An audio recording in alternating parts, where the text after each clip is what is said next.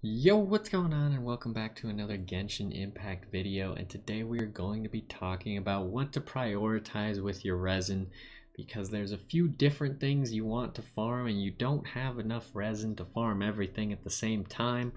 So we started out here on the Electro Hypostasis, a boss that is going to be very useful for you to farm with your resin to get you upgrade materials for your characters, as well as get some artifacts. And there are going to be four things that we can really farm. One of them is the bosses, these guys. One of them is talent books to upgrade all of our skills for our characters. Another one is artifacts. Now, artifacts seem quite tempting because you want to start building your character up to their final items as soon as possible, but that might not be the greatest thing to do right away. And then finally we have weapon upgrades. Now, last time we talked about the difference between base stats and bonus stats. So we are going to come to the conclusion that the first thing you probably want to take care of farming is your bosses. Your bosses are going to give you your character Ascension Materials. And let's look at our character. We want to ascend our character to the highest we possibly can, because these are all our base stats. When you ascend a character and level the character, you're getting base HP, you're getting base defense, you're getting base attack, and you're getting their secret stat as well. So I think that leveling the character first is the highest value thing, because all the random percents that you have on your artifacts are going to be increased by raising these up. So your base, anything that you have that multiplies with your HP percent, anything that multiplies with your defense, anything with your attack, is all going to be higher. And then this bottom one is just like a bonus that usually isn't going to affect base stats. It's going to be a bonus stat itself, but it's also, it can be a really big difference. As we saw with our Klee last time, she has 21.6% increased pyro damage just for being a level 80 character. So she essentially, because all of her damage is pyro, right? So her last stat just makes her do 20% more damage. Just straight up, she just does 20% more damage for existing, which is a pretty big bonus, right? So my recommendation is the first thing to focus is your Ascension Materials from your bosses. Once you ascend the character, you'll want to level them as much as you can and possibly get them to that next breakpoint where they'll then sit, such as my Klee is sitting at level 80 right now because I'm not high enough adventure rank to get her any further. So she'll stay there, and that's a good base point. Now, the second thing that I would recommend after you have your important characters, I would focus on either one or two characters at a time for this. I wouldn't do all of your character ascensions and then all of your others and blah, blah, blah, blah. I would do two characters at a time, probably. Your main DPS and then your supporter. Now, the next thing that I would recommend is the weapon upgrade. Now, last time we talked about the only other thing that can affect a character's base stats is the weapon attack up here, right? Because it says base attack. This adds straight to your character's base. So we know that Klee's base is 274 attack plus the 401 from the weapon. We get a base attack of 675. So that, again, we're just trying to boost our base stats as much as possible. Plus the weapon's going to have a nice upgrade, and it'll have an effect in here. The effect won't level, but this secondary stat will. So we're getting quite a bit of attack out of this one weapon. We're getting 401 base attack, and if we multiply that by this, then we're getting 600 attack just from this weapon alone. And with Klee's attack added on there, we're getting like another 140 attack as well. So just by equipping this weapon, we're automatically getting, what was that, 600 plus 140, 740 attack just from this weapon. So I think you're getting your weapon to its highest level is going to be your second step. And again, I would do probably two characters. You want to get your ascensions done, and then you want to work on their weapons. You can see I already have Venti's weapon at level 80 as well. These are my we got our main DPS here, and we got our supporting character here, and then our other characters can come after we finish the important stuff for our main characters, because the faster our main characters can do stuff, the faster we can level up our other characters as well. So the first thing you want to shore out is those main characters. Now, after you've finished your ascension, leveling your character, and then ascending your weapon and leveling your weapon, you're going to be looking at the talents. Talents are really important because they're just going to always give you an assured increase to your damage or the effectiveness of your abilities on every single character. If we look at Klee, we see that she has all level 6 abilities, and this is actually as high as I can get them right now until I get this item, which I haven't gotten to drop. But you're going to use your talent books to upgrade all of these damage numbers that you see here. So every single hit in my auto attack, if I were to raise this to level 7, we'd be getting a 7% damage increase on the first hit, another like 6% on the second hit.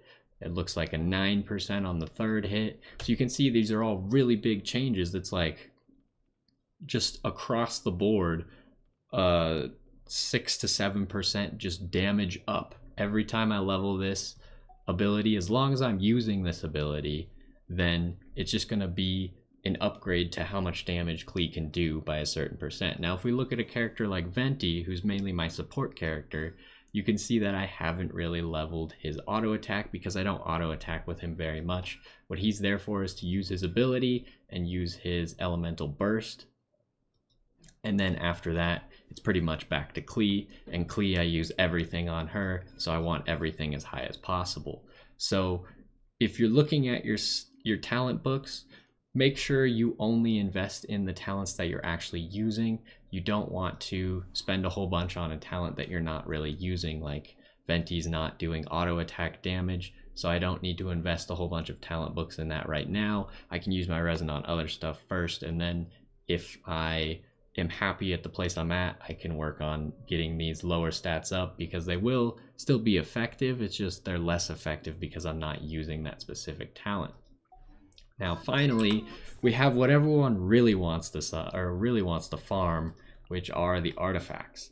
Now, I would save the artifacts for last for 2 reasons. First of all, like we talked about last time, they don't give base stats. You want your base stats first because the artifacts are going to be more effective the higher your base stats are. So if you have your base stats good first, then you get a good artifact, all of a sudden that artifact is way more effective than it would have been if you had just gotten the artifact first and still had crappy base stats. Now, when we're looking at the artifacts here, you have multiple things that you can get out of every place that you can farm artifacts. Now, we have a good wind damage set here, which would be great for my Venti, and we also have a good healer set right here, which could be good on my Noelle. It would probably be useful on my Barbara, but my Barbara is less used. But at the moment, I don't need increased healing out of my Noelle, so I'd probably want to build something more like the Geo set that we see down here. That's going to increase her shielding and increase her damage while she has a shield, this set is just great for Noelle. Now, the problem that arises with this is the rewards that I'm getting from this is I could get this wind set, right? I could get effective pieces for this wind set. Now, not only are the drop rates before your AR-45, the drop rates for these 5-star artifacts are like 1 out of 3 or something. Once you get to AR-45, I think you get one almost every single run.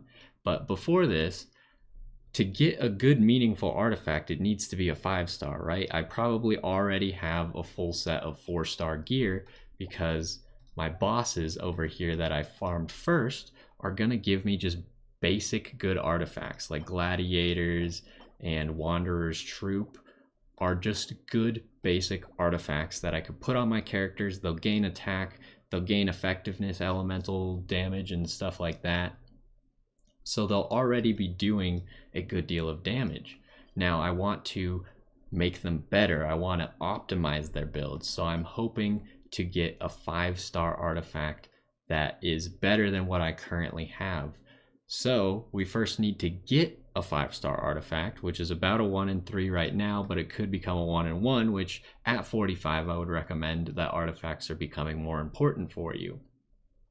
But also I need to get the right artifact, right?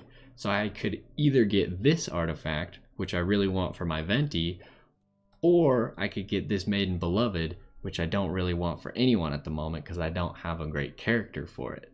You could see how this starts to become really RNG. Then I'm hoping that I get a different artifact than the other ones that I've gotten. So say I already have the flower, if I get another flower, granted it could be better and I could replace my original flower, but unless I have multiple pieces to slot into the character, I'm not getting these set bonuses that I really want for the character. So on top of the RNG of getting the correct set, I need to get the correct pieces. So I need to fill in the slots that are weak, or I need to fill in as many slots as possible with good pieces of gear. So I need to start getting 5-star artifacts that are different from each other to start filling up those slots. Now, when we look at the 5-star artifacts, obviously they're gonna be good. They're gonna give you more stats than your 4-star artifacts. So let's look at a 5-star artifact and we'll compare that to a 4-star artifact. So here we have a Gladiator's 5-star artifact. It gives 46.6% attack. That is a lot of attack, right? We look at a 4-star artifact. I guess I don't have multiple 4-stars here. Do I have another 4-star? Just to show that they're all kind of the same. We got this attack cup gives 34.8%. We got this pocket watch gives 34.8%. They all give the same amount, but jumping from a 4-star to a 5-star is 12% more damage, right? So it's really important to get all those 5-stars. Now, the other thing that can happen when you're getting these 5-stars is, unless you're getting a flower or a feather, which has a locked-in main stat up here, then you're getting something such as this hourglass, which could be a defense main stat, right? If I get a defense version of the artifact that I want, it's useless to me because Venti doesn't need defense. So if we're looking at Venti's gear, because we're talking about wind stuff, we got a pocket watch at the moment, which I'd love to replace, but if I could have replaced it with something like this, but you can see both of these Wanderer's Troop pieces rolled defense. So they are just less effective for me than this 4-star pocket watch. So on top of needing to get the right set, get the artifacts that take up the correct slot, I also need to make sure that they get the right stats. And as we get into even more correct stats, we start to focus on the substats as well. So then not only do you need to get the right artifact in the right slot with the right main stats, but it also has to have the right secondary stats, and then it starts to get really tedious. And that's why I would save the artifact farming for last, and probably not even before you get to AR45, because at AR45 you're going to have that greatly increased rate. But I would make sure you have all your other things done before you even look at the artifact farming, because the artifact farming, you could go an entire day's worth of artifact farming and not make a single improvement. But when you're looking at something like talents, you know how many books you're going to get out of a few runs of talent farming. You could, because you get probably like 2 to 3 blue books a run. You got 6 runs from a full pot of resin of 120. So that's like 24 books, right? Which is, it can be 2 or 3, sometimes 4, depending on how low your talents are. And then when you look at the bosses, they're obviously always going to drop these Ascension Materials. So you'll know it'll be a few runs until you have enough Ascension Materials for your character, till you can get that upgrade. Or if we look at the weapons, we are always going to get some weapon materials, right? So we're always going to get closer to ascending that weapon. It's when we get to artifacts where we could go an entire day using our resin and not make a single meaningful upgrade. And that's why I would save this for last, because if you're trying to do the artifacts first and you're just not getting anything, then you're not making any progress, right? So you should make the progress in the places that's going to be assured progress first. And then once you're done with that, once you got your characters where you want them to be, I would go for the artifacts, and you can start to min-max your artifacts, min-max your sets, and make your characters as strong as possible. Now, when looking at the domains, it's also important you can look at which domain. Let's look at one that I would really love to farm. Not that one. I lied. Where is it? It's right here. This one I would love to farm for my Klee because it has the Witch of Flames, Crimson Witch of Flames set, which just increases pyro damage by 15%. It's got a really great secondary bonus that increases all of your elemental mastery stuff for pyro, and it also increases the 2-set bonus over here whenever you use skills. Klee uses a lot of skills because she has 2 charges on her E. The set would be great, but when we look at it, none of the other stuff, like I don't need a defensive pyro set. I don't want that. So none of the other stuff in here is actually useful to me. So when you're picking your domains to farm, you can pick for that one character that you really want to improve.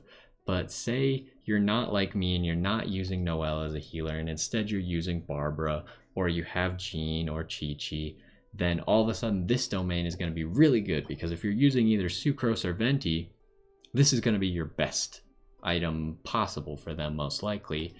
And then if you also have Barbara, Jean, or Chi-Chi, then this is going to be one of their best things as well. So then all of a sudden, when you get the wrong artifact, say we're going for this one, but we have a Chi-Chi, then the wrong artifact would be a Maiden Beloved. We throw that on Chi-Chi instead, and we didn't actually lose anything. We're farming for multiple characters at the same time. So that's something important to consider as well once you get to the artifacts. But again, save the artifacts for last. Make those meaningful changes first with your talents, with your character, in your base stats, and get those weapons up. And then you will have a good time, because this stuff is all going to be easier the stronger your characters are. You'll be able to do the runs faster. And once you get to that AR-45, I know a lot of us have been holding on to this item over here, but you can go crazy with these fragile resins, right? It's going to give you essentially 3 domain runs every single resin that you pop. So once you get to that AR-45, you can see I got 36 of these. That's a lot of domain runs. That's over 100 domain runs for me to do.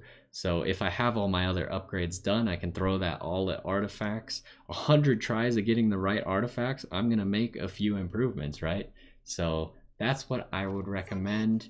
And hopefully this is all useful to you. Hopefully you enjoyed this one, and I will see you in the next one.